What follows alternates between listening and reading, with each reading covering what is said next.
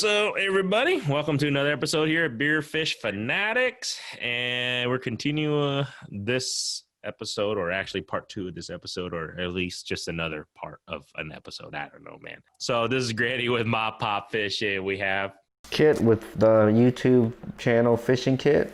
YouTube channel Fishing Kit. So just so I don't know when I'm going to release this or when we release this episode, you guys got to go check out his latest episode that he did, or at least to me today is his latest episode that Fishing Kit did. And the reason being, it was the coolest thing I've ever seen. And he went down south to Kansas to fish for some blue catfish. But the content he has on there, so just everybody would see amazing catfish that were just surfacing and they were just boiling on top, huh? That was pretty insane. It was interesting catfish behavior, like thousands of them just schooling up on the surface eating shad. It was crazy. Yeah, like it reach down and touch him. Yeah, you guys gotta go check out. I'll on this link. If you're listening to it on the show notes, I'll put the link. If you're watching this on YouTube, I'll put the link down below. You guys gotta check out that video towards the end. Pretty spectacular. I was just like, man, that was crazy. I've never seen anything like it. So, and then the thing was, there were catfish just surfacing and just eating the shad. Man, that was kind of cool. Yeah. This week, I am doing the same beer I had last week. It's what is it? I'll let you say it. Lagunitas? Yeah, Lagunitas. Is it Lagunitas or I guess like Laguana, like okay, Lagunitas. Sorry, man, if I'm butchering it, guys. I might not tag you guys on this one, but I'm doing the IPA again. I'm a huge IPA guy, so once again, there's another brewery out there in Petaluma, California, Chicago, Illinois. Now I believe they brew, and definitely, if you're not a huge hoppy person, this might be a beer you build up to. It's not for the faint of heart in regards to hoppiness. It's not a bad thing. I prefer it. I love it, but I would highly recommend build up your tolerance in regards to hoppiness on this.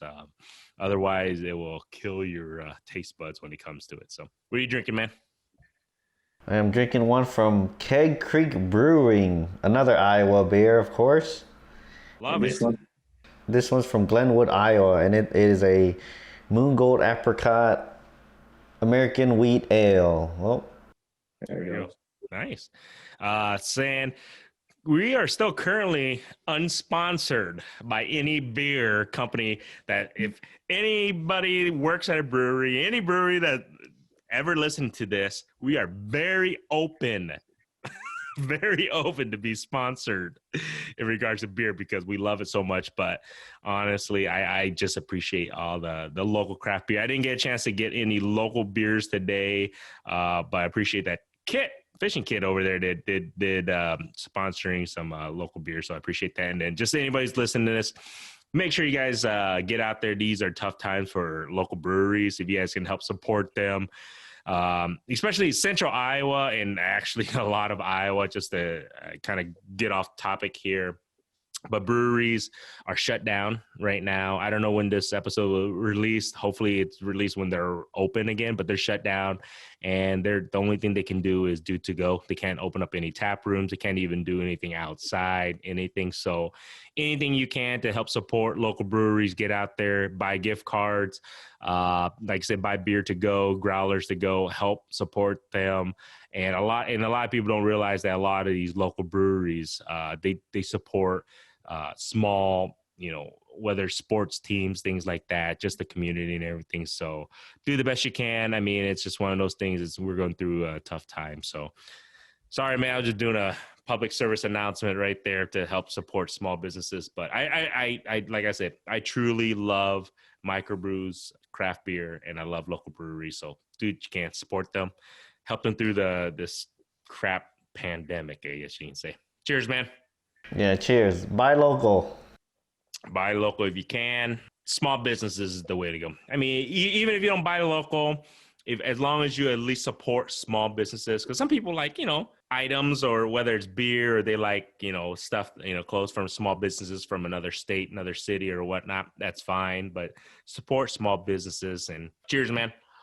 Cheers. This week, I think I was just talking to Fishing Kit before we jumped on this one was, how did we get into fishing? I never actually asked you. I don't think I've ever told you how I got into fishing or when you first fished or whatever, the first fish you caught.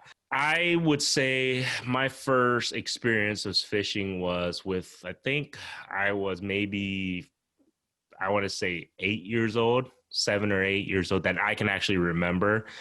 And we're fishing for carp. I remember my uncle, till this day, was putting sweet corn on hooks. And I remember I didn't catch anything. And I was just like, why the hell are we putting corn on hooks? And it's because to catch carp. It was the easiest way to catch carp. And, at that age, I didn't know what the heck I was doing, man. I was like, it was cool just to be out there near water and just to see another life form literally come out of the water that you can't see. So that was the coolest thing to me, was to be able to see a life form that you don't typically see because it's underwater, and to come out of that water because you threw something, a piece of food out there. So that was the coolest thing. And I think from that day forward, to see my uncle catch carp of all fish, it was so funny, on corn, sweet corn. It literally piqued my interest, and I think from that day, it's always been a passion of mine to get better at it. I'm not, like I said, I'm not professional or anything, but to get better at it, but just to learn more and more, and that's why I started this podcast, to actually pick your brain more, fishing kits brain more, but also meet new people, guests, and everything, to really get better at fishing, so I can get that feeling when your pole gets tugged. And I think that was my addiction on that. So, but that was my start, I guess, how I got into it, and till this day, I'm at the age of 40. I still remember that day. And then, like I said, I think I was literally like 6 or 7 years old. So that's quite a long time ago. How did you get started, man? Oh, all right. It's going to be kind of a sad note, but great. No, I'm going to drink up then before you start this. But my dad, he passed away when I was young. I was, let's see, what was it? 1993. So I would have been 85. I was 8 years old. So one of my last impressions that I have of my dad is him taking me fishing. So it's something that reminds me of him, being 8 years old. I don't have a ton of memories of him. So it's like that lasting impression that I have of him. So, fishing, that's my jam. And then, I still remember, last few times we went fishing, even though I was young. And I guess if I had to blame anybody for my addiction, it's him. But, that it's a good addiction in a way, because a lot of people are like, okay, number one, you're not hurting any humans, at least most of the time, as far as I know. But you're doing it. It's a stress reliever. It's so hard to explain until you get out there. Even when you get skunked, it's still the best thing to do, in my opinion. You know what I mean? It's one of those things where even if you go out there, you don't catch a fish, but just to be out there fishing and just being outdoors and everything. The cool thing, like you said, it's moments. I remember that moment when I was fishing my uncle till this day. You remembered how you got into fishing and you love fishing because it was your dad. It's memories, man. It's like, so one of my best friends and myself, we have a deep conversation before, and we're like, life is all about experiences. Life is all about experiences and memories, because at the end of the day, that's what you have. And I think that's why it was so crucial for you, is because you remember that, and it's because it was of your father. It was a memory, but it was also an experience. It will be ingrained for you literally till the day you die, right? Yeah, and that's cool, and it's a positive thing, and that's why, and we'll segue into what we were talking about. What we want to talk about was about kids. So I have 4 daughters. I have a 7-year-old, I have a 5-year-old, I have a 3-year-old, and I have a 7-month-old right now. So my life is insanity, and they're all, I have all daughters, and to get them, I really want to get them into fishing, not just, because I want them to do something, I guess you could say, a lot of people consider it masculine, But honestly, I just want them to get into fishing because if to me, I'm not good at that, at fishing. So it gives them opportunity to get better than me at something and also grow at and learn how to do something. Number one, be outside, get fresh air. But number two, just be one with nature in a way. Mm-hmm. And that's why my biggest thing was, how, I always ask you, because the girls, my daughter. So I don't know if you guys get a chance to see one of Fishing Kit's other videos that he actually, we met out there to go ice fishing, and till this day, I don't tell you enough. They ask, when can we do that again? That's, I mean, during the moment we were ice fishing, they're like, I'm bored. I'm bored that we're not catching any fish because we're ice fishing and it's cold, it's wet. Funny thing is, I doesn't go a week without them. When can we ice fish again with Uncle Kit? I kid you not. So obviously they remember, they go, yeah, it was wet, it was cold, we didn't really catch any fish, but when can we do it again? So, Right. You know what I mean? And that's why, how do we help, I guess you can say, the new generation of whether it's kids, children, to really get into fishing and to build the sport and really appreciate it in a sense. So it's always been a question and a big thing of mine to help, because not only is that going to help the sport and other, kids and stuff, but it helps me, because how am I going to keep getting them interested? And I think that was a good stepping stone, ice fishing of all things to do. You know what I mean? Yeah. What else would you recommend? If any father who's not, and this is the thing too, not all fathers are great fishermen. Not everybody's great or know what they're doing. He can attest to that. Yeah, I can. Thanks, man. But you know what the thing is? This is the thing. There's a lot of fathers out there, and a lot of fathers who want to take their kids fishing, but they probably don't have the confidence in themselves to take their kids fishing, and they want to make sure if they take their kids fishing that they want to make sure that they have a good time so that they want to do it again, right? Yeah. It doesn't even have to be fathers, mothers too. You know what I mean? So it's how to take child fishing. So this is from my experience was, number one, if you're not that, if anybody's listening to this or who's never really taken kids out fishing, the biggest tip that I'll give you, if you're going to take a kid open water, any type of fishing, the very first couple times, do not take your pole. Take the kids' poles and make it about them only. Mm-hmm. Because you're going to be doing everything from tying the hooks. If you catch a fish, you're going to touch the fish. They're not going to want to touch it. The first time they go out, they're going to be like, they get freaked out. Boy or girl, doesn't matter. They get freaked out. They don't want to touch it. They don't want to grab it. They don't know how to retie.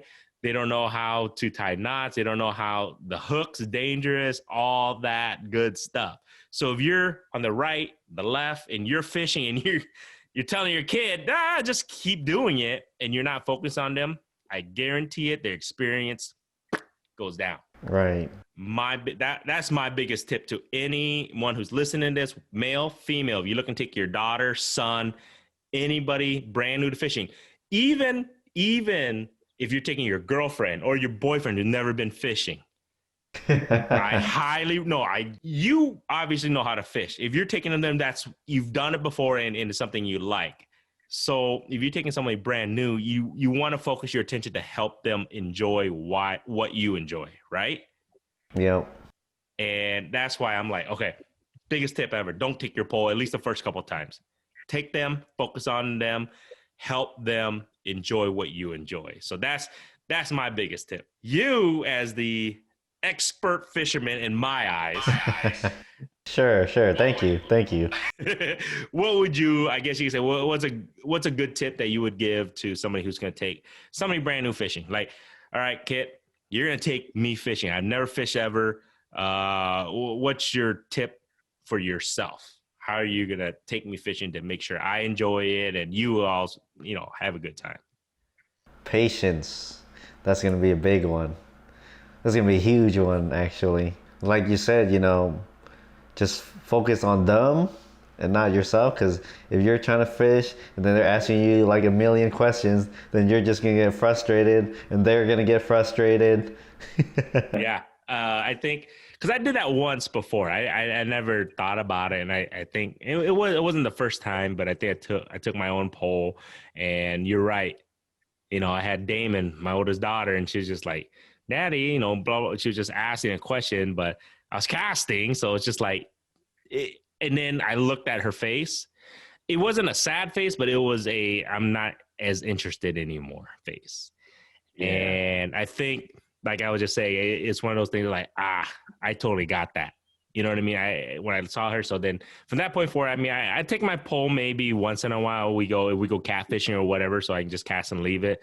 But at the end of the day, if you're gonna take your young ones, I mean, I really highly recommend, if you want a fishing partner for life, don't take your pole, because if you make it all about them and you make them love this thing as much as you do, you're gonna have a fishing partner for life. At least that's what I hope. We'll see once the girls are a little bit bigger. We'll see on that. But I think, man, you're right though. Patience, because I think a lot of people tend to like, you're supposed to know that. Set the hook. Hello. Yeah, like, come on, set the hook. Duh. Obviously. And the funny thing was, I had that happen. Damon, I took her out fishing, and we were just bluegill fishing, just a couple of worms and a bobber. I told her, set the hook.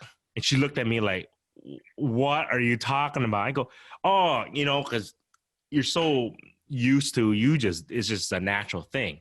Yeah, it is natural for like you and me. Yeah, because it's natural. You feel a bite or you see your bobber go down, you just pull it, right? Obviously, she didn't know, and I was just like, so I had to show her, and then she got it. So then, I mean, she doesn't set the hook that great, but at least she knows how to stand up. So kind of, you know what I mean? Kind of somewhat set the hook when she sees her bobber goes down. But yeah, it's one of those things where I want the future of fishing to grow, and I want, I'm so excited to see. I get excited. I don't know about you, but I get super excited because ever since I started MaPop fishing, and I see pictures of people sending to me of just kids catching fish, just see the smiles on their face. To me, I mean, it's priceless in a way. I wanted to start this podcast and everything also to have you on it. The reason being because I wanted to pass your knowledge to them. My mind is weird sometimes. But at the, my in-game vision or whatever it was, because I want your knowledge, not just to the kids, but just to people in general, because it would be a waste, in my opinion, if you don't have a platform to give your knowledge so people can learn and get better at something that we love. You know what I mean? Yeah. Because I mean, at the end of the day, people don't really. Some don't appreciate fishing. I can guarantee a lot of people are like, why do you always want to go fishing for? Why do you get so excited? Or ice fishing. My wife still asks me, you know how hard it is to wake up at 3:30, 4 o'clock in the morning? But ice fishing, you're like, you don't even sleep. You're going to go, the next day. You're already up and ready to rock and roll. It's like, it doesn't even faze you. Yeah, it's like the memes where it's like, it shows a picture of like a guy. He's like, his alarm, he's got like 6 alarms to wake up like during the week to go to work, 5 o'clock, 5:05, 5:10, 5:15, so on and so forth. But then when it's the weekend, it's time to go fishing, 1 alarm at like 4:30 and he's up. Yeah, and everybody who's probably listened to this far, they can all attest to that. It's like, when you're going to go fish, because that's the thing, we don't get to go fish every day. If we did, I mean, I wish I could. You know what I mean? I'm pretty sure everybody wish they could. But when you're going to go fishing, something about that, it gets your stomach all tangled up. You're excited. It's like, you can't even sleep the night before, especially with ice fishing. For some reason, ice fishing just gets you in a bunch. Like, you're all ready to rock and roll in the morning. I mean, you're beyond excited. And the crazy thing is, you might not even catch a fish. Yeah. And it's cold as hell, ice fishing, but yet we're still excited, But like I said, though, and I think if you're gonna take any kids, at least ice fishing wise, definitely, if you can afford it, get a flasher or at least a fish finder. I think it helps a bit to camera. So you're not just out there in the freezing cold and you're not sure if you're on top of fish or not. A camera helps a lot because it gives them more of a visual. With that said, you gotta go to a place where the water is clear enough where you see fish and stuff. But like the first time I took my camera out and I put it down there and I could see like a tree and like bluegills and crappies and a bass swim by, I'm like, oh my God, it's exciting to me. But like if a little kid sees that, it keeps them engaged. Yeah, and if anybody's watching, I'll put that link on here. But my kids were like, "Whoa, we saw that fish on the camera. It was so cool. It was really cool for them to see that. If you can afford it, that's obviously expensive. It's more equipment, but if you can do the stuff like that, little things like that, my recommendation is anyone who's going to take their kids or someone fishing, and if you don't have the equipment or you're not an experienced angler, I'm pretty sure you have friends or somebody who is, if you ask them to take you fishing with their kid or whatever, I would guarantee you 99.99999% that fisherman would be like, sure, because that gives them an opportunity to go out and fish themselves. Yeah. And they'll help you. And that's the biggest thing. Like, I really do want people, because I see a lot of, whether it's fathers and mothers that take the kids fishing, and it's awesome. But I feel like sometimes if it's not something they do, that they kind of feel like, they don't want to take them out as often. You know what I mean? Take the kids out to build the sport in a way. But like I said, ask a friend, ask any angler if you would be willing to take me out and my son or my daughter or anybody out. Because anybody came up to you right now, hey, fishing kit, would you be able to take my daughter or my son to fish with you, and we'll come out and you can kind of show us the ropes a little bit? I don't think you're going to say no.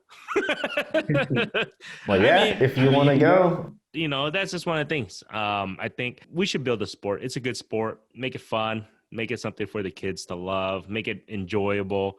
And I think it'll be my like I said, ultimate goal. I want my daughters and my kids to enjoy it, so then I can have a fishing partner for life. So then 5, 10, 16, 20 years down the road, hey, Dad, you want to go fishing? I'd be like, duh, type of deal. So, but other than that, holy crap, we've been talking for a bunch of nonsense for a while. I don't know. Cheers. Yeah, it was. Cheers. All right, man. So until next week, we'll see where Fishing Kit and I are at. We have some things lined up just so everybody is listening or watching. If we can get some other guests, other knowledgeable people. I mean, if you haven't seen or listened to our previous podcast, go back, check it out. I mean, we've had some amazing guests. I'm not going to lie. We've had some guests here that are beyond knowledgeable in regards to fishing, whether it's catfishing, trout fishing, just wiper, any type of fishing. We had some amazing guests. So go back, check those out. We're going to be taking a trip here, and we're going to go to Kansas. We spoke about this a little bit on the previous podcast, but if we catch some fish, we might show some, hopefully we had some trophies that we can show you guys of some sorts, that we're not just all talk, or at least Fishing Kit, obviously you can go to his channel, you can see, but hopefully I can show you guys something that I catch. But, we're going to go, I think, to Kansas, and we're going to see some family members down there. Yeah. If they're not trophies, they're going to be eaters, because I know we're going to eat some fish down there. It's awesome. So yeah, if you guys, by the way, he does catch and cooks, and it's not the typical batter fry either, by the way. So you guys will get some variety of how to eat fish, so then you don't get sick of just a battered fried fish all the time. So, right. There's nothing wrong with that. I got a few of those, but there's some different stuff in there, and I plan on doing more different stuff too. Yeah, and you know what? I think when you start doing that more, I think people appreciate, like, I can try a different way to eat a fish. It's not always one way to skin a cat. I think that's the saying. Yeah, it is. Yeah. There's more than one way to skin a cat. I don't know, man. We're a couple beers in, man. So, all right, till next week, man. Cheers. All right, see ya.